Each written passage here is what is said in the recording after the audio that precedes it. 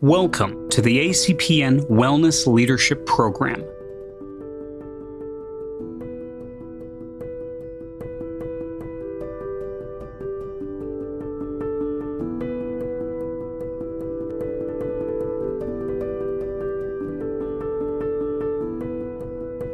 Welcome to the ACPN Wellness Leadership Program. Somebody who casts a vision, somebody who exemplifies a positive example. Leadership is working through others to achieve objectives.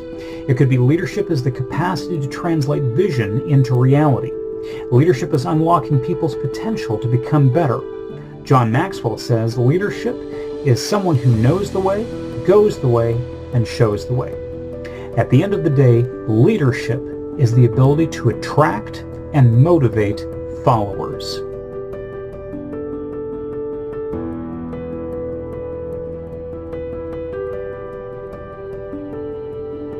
Leaders take care of their health and nutrition. If we're going to be effective leaders, we need to realize that the example we set in all is that we're taking the time to educate ourselves about what nutrition is, what the best foods are, and how we can attain them. Sometimes leaders will take the time to educate themselves on the difference between simple carbohydrates and complex carbohydrates. Instead of reaching for a candy bar, a leader is going to reach for an apple or a banana. Instead of reaching for white bread, they're going to reach for cardiovascular exercise would involve running, cycling, swimming, rowing, burpees, jumping jacks. Leaders ensure that they are taking part in a regular exercise regimen so that they can run alongside. Well, a leader doesn't allow that excuse to take root. A leader recognizes that everything in life is battling for the same.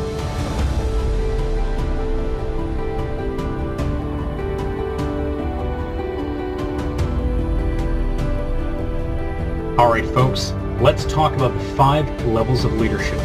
Leadership author John Maxwell describes the 5 levels of leadership using these terms. The first level is position. The second level is relationships or permission. The third level is production, the ability to get results. The fourth level is people development. And the fifth level is personhood. Let's go through each one.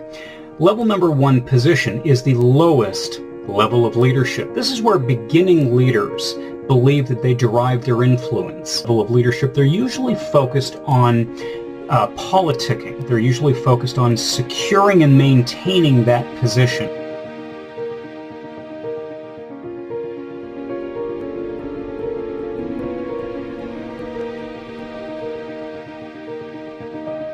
Leaders have a positive attitude.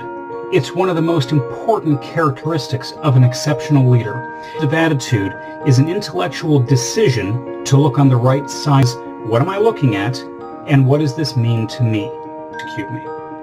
But the very last thing that I had control over was I got to choose my attitude under any given set of circumstances. It was the very last thing that I had control over. It's been many hours since you've had a bite. Have you noticed that you're a little crankier than normal when you haven't eaten and your blood sugar is low? My hand goes up on that one as well. What if you're in pain? What if you have a splitting migraine headache? What if you've broken your toe? What if you've hurt your back lifting something heavy? If you're in pain, you might notice that little tiny things that on a normal day wouldn't bother you seem to start to upset you more easily. What if you're going through a change of life? This could be something like puberty.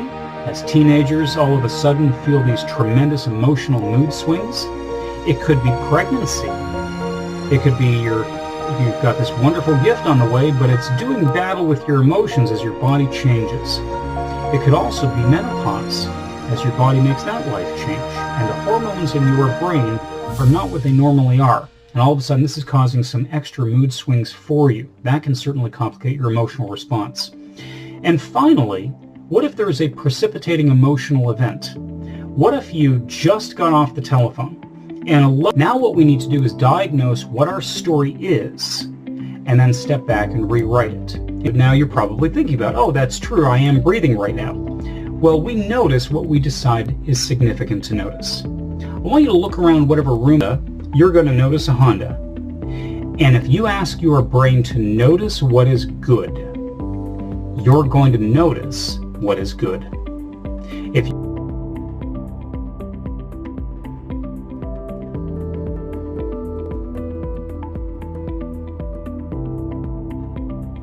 Leaders set goals. Stephen Covey says one of the things that's this compelling future. Goals allow us to predict the future in advance, particularly when they help us to become the best version of ourselves. Usually in the goal achievement is perhaps people have never been taught how to set a goal. I can tell you from my own experience that I received no formal education at any point in my scholastic career on how to set a goal. Simply was not part of the curriculum. I learned English, I learned mathematics, science, geography, and history, but there was no class that I was ever taught by a teacher on how to set and achieve a goal. So maybe the person has no idea how to do it. The second reason might be they don't know why they should do it. Maybe they've never heard information like this before. They don't realize they don't have a connecting line between the action and the result. They don't necessarily recognize the value. A third reason people may not set goals is because they might be in an organization or a peer group or a family who are not goal achievers. We tend to goals. They might be afraid.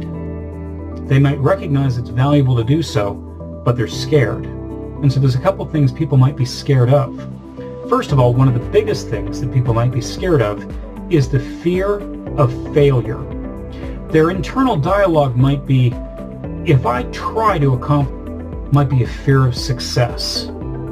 They might be, again, SMART, S-M-A-R-T, stands for specific, measurable, achievable, relevant, and time. Next thing that we want to do is make sure that the goal is achievable. So we've gone specific, measurable, and achievable.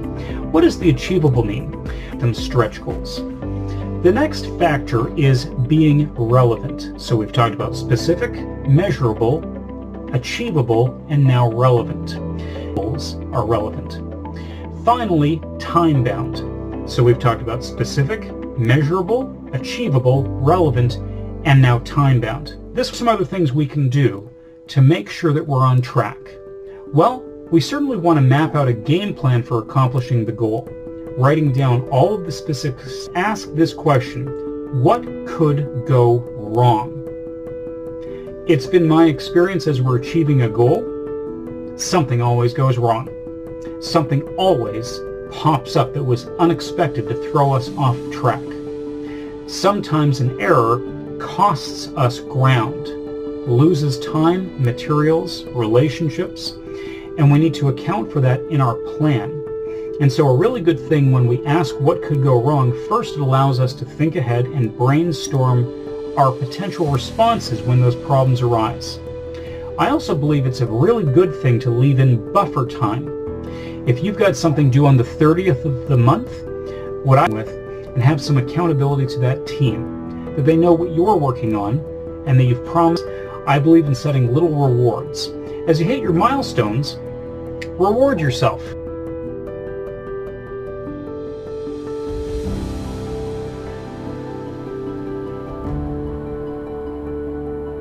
Leaders know themselves and know their team.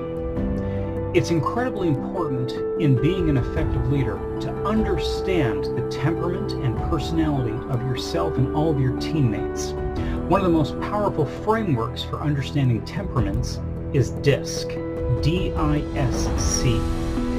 We certainly want to take the time to get to know people's names, their birthdays, special events, personal interests. But if you can understand the temperament of each of the people on your team and how it interacts with your temperament, you're going to have a much more effective impact on the people that you work with and lead. Let's dig into the DISC temperaments. First of all, I want you to think of two criteria: task and relationships.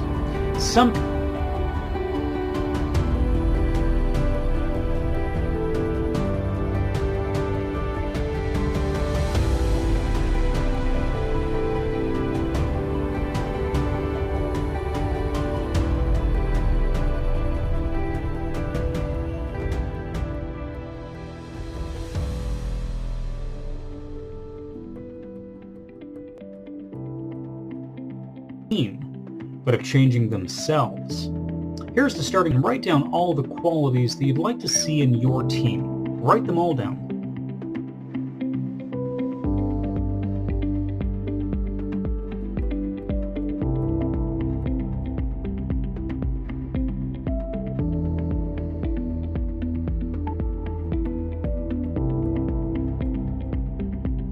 The ability to attract and motivate followers. Welcome to the ACPN Wellness Leadership Program.